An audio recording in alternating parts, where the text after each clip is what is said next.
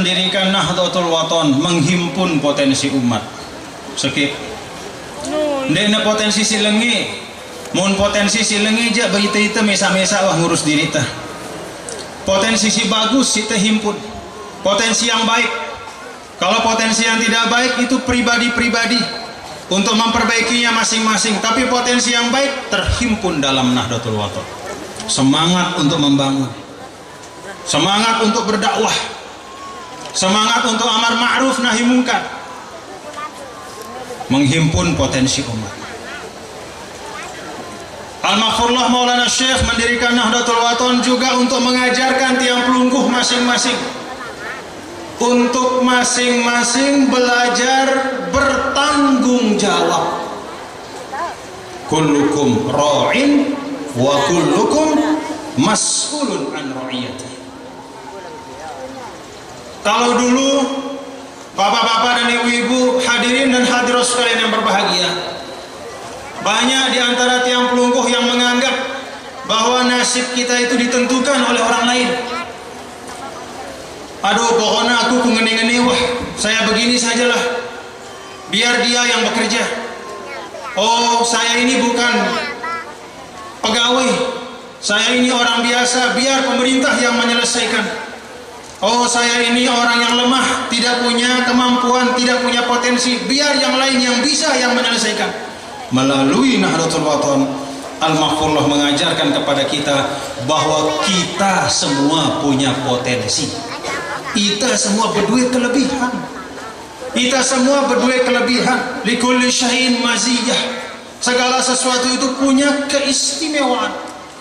Apalagi manusia. Manusia yang Allah Subhanahu wa taala sendiri menyampaikan dalam Al-Qur'an, "Walaqad karramna bani Adam." Allah si muliaan kita.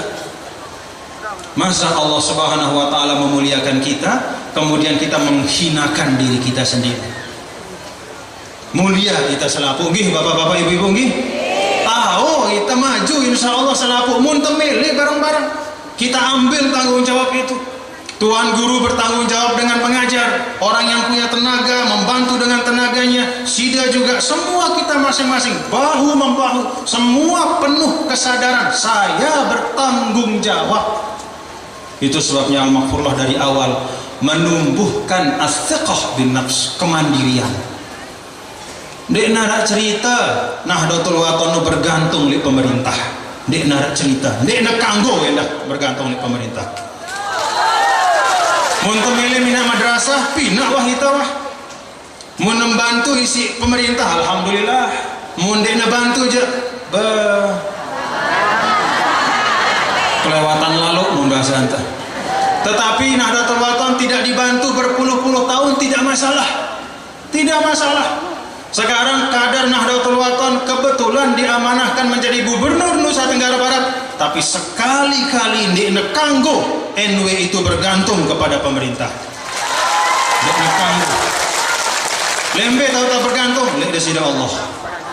Setelah lihat dari Allah, lihat ita kemampuan te si teicanin oleh dari Allah Subhanahu wa taala.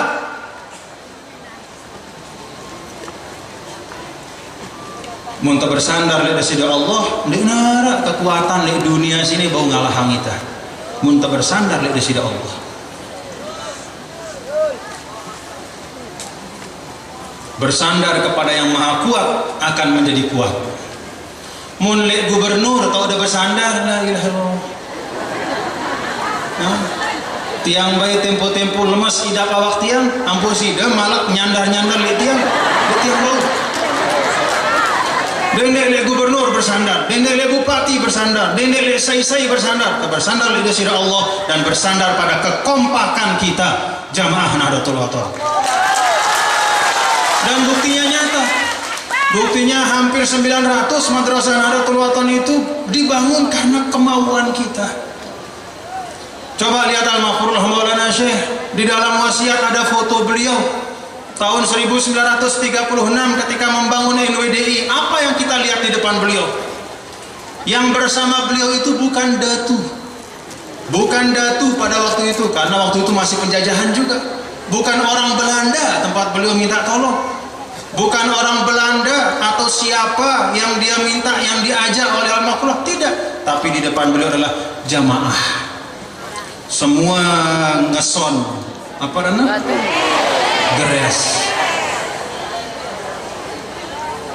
Satu jamaah ngeson. Apa ngeson bahasa Indonesia?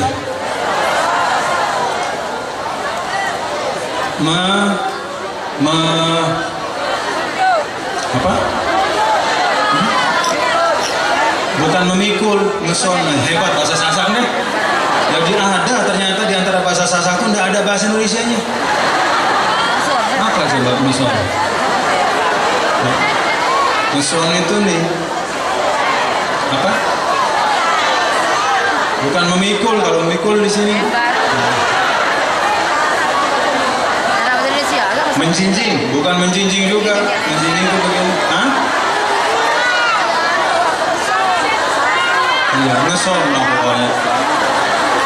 Siapa saja yang ngeson pada waktu itu, yang menaruh pasir dengan wadah tilam, yang mungkin dibuat dari anyaman daun kelapa, yang mungkin dibuat dari anyaman bambu, mungkin sebagian juga dibuat dari bahan tanah liat, atau sebagian dibuat dari seng mungkin pada waktu itu. Tidak ada satupun yang pada waktu mengeson itu sendirian dia membayangkan bahwa akan jadi dengan pasir yang ditaruh di kepala itu madrasah seperti yang ada sekarang kita saksikan. Tidak ada. Itulah sebabnya Imam Fakhruddin Ar-Razi mengatakan bahwa tak ada kekhususan yang lebih hebat bagi umat Nabi besar Muhammad sallallahu alaihi wasallam kecuali kekhususan yang dititipkan Allah fi hayatil jamaah, pada saat mereka itu berjamaah. Artinya apa? Pada saat kita berjamaah itu ada berkah dari Allah, ada kekuatan yang tidak ada kalau kita sendirian-sendirian. Muntah mesa-mesa, ya Allah, berapa kali kita ngeson baru bisa selesai bangunan madrasah. Mungkin sampai habis umur kita tidak akan selesai. Kalau kita sendiri tidak akan ada apa-apa. Tapi begitu kita bersama, datang keberkahan dari Allah. Al-barakatu fil jamaah, al-barakatu ma'al jamaah. Keberkahan itu